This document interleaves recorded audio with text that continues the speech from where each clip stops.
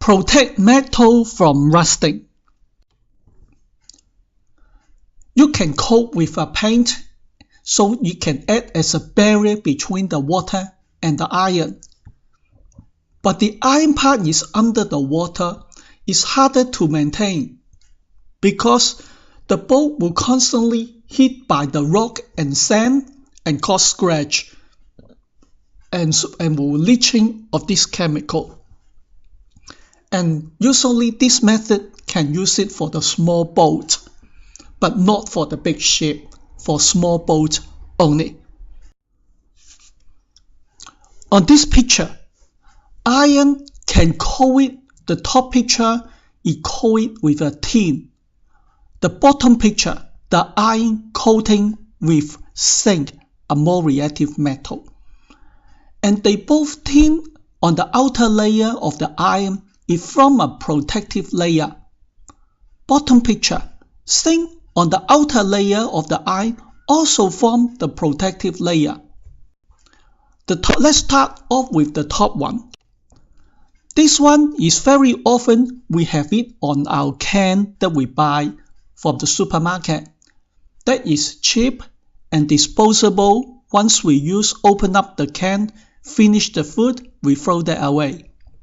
That is the iron coating with tin. And now let's talk more complex.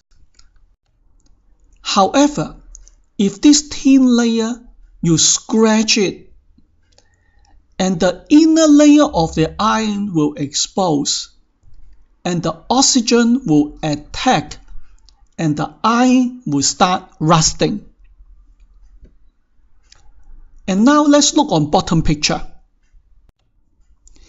If the same story, if this tin layer is scratched, the zinc layer will act as a sacrificial anode to prevent iron from rusting. And we call it galvanized. Galvanized iron is the iron coating with zinc. Look onto this picture. Now the oxygen don't attack the inner layer, but rather it attacks onto the zinc layer. The inner layer iron is spare. Why?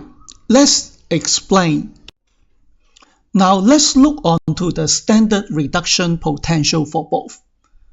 Look onto the top one. Iron, more reactive metal. Tin, less reactive metal. So it forms into iron will oxidize first. Zinc, less reactive, will reduce and be spare.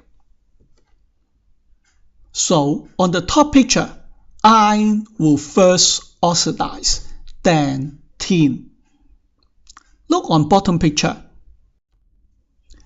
Zinc, more reactive metal. Iron, less reactive metal.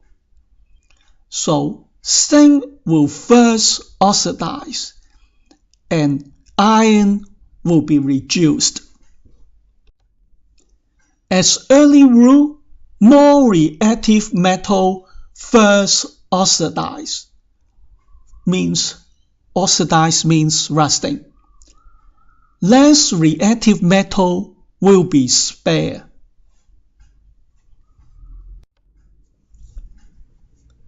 Cathodic protection. The sacrificial anode. Using the same principle. Any metal on the top above a more reactive metal. If you use a more reactive metal to oxidize, iron, the less reactive metal, will become reduced. As more reactive metal first oxidize, on the top, less reactive metal will be spared at the bottom. This time is iron. The advantage of it is you don't need to coat the whole ship with zinc, but rather you put a few blocks of more reactive metal, and this reactive metal will first oxidize, and it will rust first, and the iron hull of the ship will be spared, and it will rust less. So after a few years, you simply changing the block of the reactive metal, replace it with a new one instead of replacing the whole ship. Impressed electrical current. Now let's look what is rusting. Rusting is the iron oxidized and the electron flow to oxygen and water form rust. And what happens if you put a battery? Battery provide electricity, electron. So now you're forcing the electron onto the iron. Now the iron, instead of oxidized, the iron is being reduced. So you will stop this rusting.